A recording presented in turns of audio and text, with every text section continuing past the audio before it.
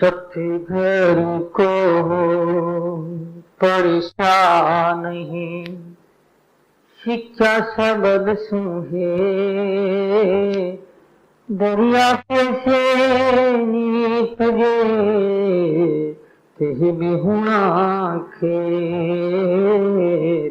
Teh बिहुना खे। सदगुरु को परेशान नहीं और मन से स्वतंत्र रूप से ही मन मानी कोई किताब में पढ़ लिया, कोई ये पुस्तकों का ज्ञान जो है ना, क्या करना, संत की क्या जरूरत है, क्या सदगुरु की जरूरत है, क्या किसी विशेष व्यक्ति की आवश्यकता है, पढ़ा लेता मैं हूं,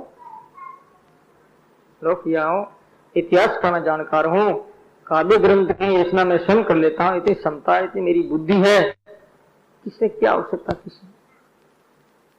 महाराज श्री कहते हैं ऐसा नहीं होगा। सदगुरु से परेशान ऋषि का शब्द सुहेत, शब्द सुहेत कर रहा है, जब भी करता है, लेकिन उसका जब कैसा है, जैसे खेती करने वाले किसान लोग सूखी खेती में हल चलाते हैं, कृषि कार्य करते हैं, ऐसी स्थिति में वो बीज, उस बीज का क्या होता है मालूम है, वो बीज सड़ जाता है अथवा दीमक खा जाती है, बीज धरती से बाहर नहीं आ जाता, फसल के रूप में, पीक के रूप में वो बीज पौधा के रूप में निकलेगा नहीं, सड़ जाएगा, खत्म हो जाएगा। इसलिए सदगुरु की आवश्यकता है। गुरुदेव मुख से शब्द सुसंस्कारित होकर के शिष्य के हृदय में उतरता है, प्राण प्रतिष्ठा मूर्ति की तरह है। मैंने आपको एक दिन बताया था, जिस मूर्ति की प्राण प्रतिष्ठा नहीं होती, ऐसी मूर्ति पर लोग बैठ जाते हैं और बनाने वाले कारीगर को मूर्ति के सामने सिगरेट फूंकते रहते हैं और बना टक कट कट कट कट करते रहते हैं और सिगरेट चलाते हैं, फूंकते हैं सिगरेट, और मूर्ति के पग पर पग दिए रखा है, और कभी कभी मूर्ति की छाती पर बैठ करके पैरों की गड़ाई हो रही है, होता है, कभी सिर पर बैठ जाता है वो। तो मूर्ति पूजनीय कब होती है, मंदिर में प्राण प्रतिष्ठा हो उसकी। इसी प्रकार से शिष्य के अंदर शक्ति का संचार कब होगा, जब गुरुदेव का दिया हुआ शब्द है प्राण प्रतिष्ठित की तरह सुसंस्कारित होकर के, ऊर्जा युक्त होकर के शिष्य के अंतकरण में उतरे, वो शब्द कारगर होता है, वो शब्द काम करता है, मनमुखी जीवन काम, जीवन से काम, मन सात्विक बना। और उस स्थिति में उसने महाराज से नमस्कार कर कहा, गुरुदेव मुझे मंत्र दे दो आप। संत ने उसे मंत्र दिया। दूसरे दिन यमदूत आए थे, समय आ गया लेने के लिए, उसकी आयु पूरी हो गई, लेकिन गुरु का जो मंत्र दिया हुआ था उस कारण से यमदूत उसे ले जा नहीं सके, आग लग गई। एक यमदूत कहता, अरे भैया मर जाऊंगा, इसको स्पर्श कैसे करूं। दूसरा कहता तो फिर मैं आता हूं, वो नजदीक आया, वो भी, उसकी भी आग लग गई, कैसे ले जाएगा उसको। विचारने विषय मैं भी विचार करता हूं, ऐसा कैसा हो जाता है। बात कहना नहीं चाहिए, मैं मेरे एम का प्रदर्शन नहीं कर रहा हूं, मैं आपको विश्वास दिलाने के लिए, आपकी श्रद्धा उत्पन्न हो इसलिए एक दो बात कह देता हूं। एक बार कोई एक गडरिया जाति की बाई आई, जहां हम लोग राम धाम रेण में रहते हैं, वहां उसमें किसी प्रेत का प्रवेश हो गया था। आई, राम रक्षा हुई, उससे प्रेत वो निकल गया, भूतनी, और कंठी बांध दी गई।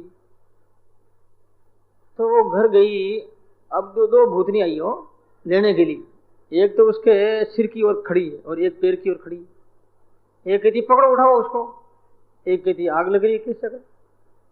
ये बन गई है संतों की भक्त, बन चेली बन गई, नहीं ले जा पाए। 1 घंटा पर तो कोशिश करते रहे, वो भाई देखती रही, रोती रही। दूसरे दिन हमारे वहां आई वो, तो उसने घटना बताई गई, ऐसी बात कल रात में हुई थी। अब विचार करो, वो नाम जब उसने क्या किया, केवल 2 दिन की बात को जब इतना किया नहीं था, केवल राम शब्द का उपदेश देने से इतनी क्षता आ जाती, इतनी शक्ति आ जाती। तो विचार करो, हम नाम जप करें कितनी शक्ति आएगी। बहुत सी घटना पार ही नहीं। मैं कई ऐसा विचार करता हूं कि ये ऐसे कैसे हो गया, इसने जीवन में कभी नाम नहीं लिया। तो सजनों, एक संत का संकल्प होता है, कि इसका कल्याण हो, उपदेशी बनते हैं वो। तो ये हमारा सिख कहते हैं कि भाई ऐसे जो है सतगुरु को परेशानी, गुरुदेव को परेशानी, किसी का शब्द से हेत, शब्द से हेत किया, ऐसे जब करता है तो उसकी यही दशा होगी। बिना पानी की जमीन में, जो सूखी जमीन में बीज बोया जाता है और वो बीज कामयाब नहीं होता, उग नहीं सकता, ऐसे ही दुनिया की दशा है। मारा सतगुरु परोपकारी, परोपकारी, बोलो मारा सतगुरु।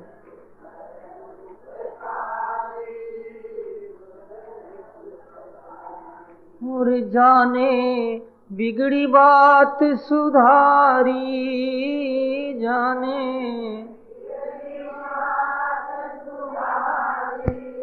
परम गुरु उपकारी, उपकारी, मारा सतगुरु।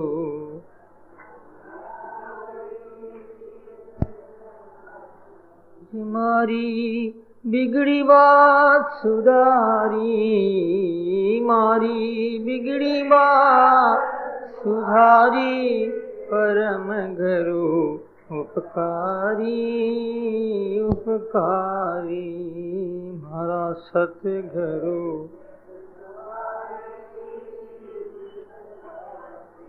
इतना उनका उपकार है। तो आचार्य श्री दरियाव महाराज कह रहे हैं तो फिर क्या होगा, उस शब्द के लिए हमें क्या करना होता है, और शब्द का क्या प्रभाव है, और कैसे समझ से किस प्रकार शब्द के अंदर ये ऊर्जा है, और ऊर्जा का प्राकाट्य कैसे होता है। राम नाम शब्द में शक्ति बहुत है, लेकिन शक्ति साकार कब होती है, मूर्त कब होती है, और वो उपयोगी कब होती है। कोई भी निराकार जो चीज होती है उपयोग नहीं होती, साकार होने के बाद में उसका उपयोग किया जाता है। ऐसा जो ब्रह्म है, क्योंकि ये नाद ब्रह्म है, शब्द ब्रह्म है ना, वो भी साकार होता है भक्त के लिए।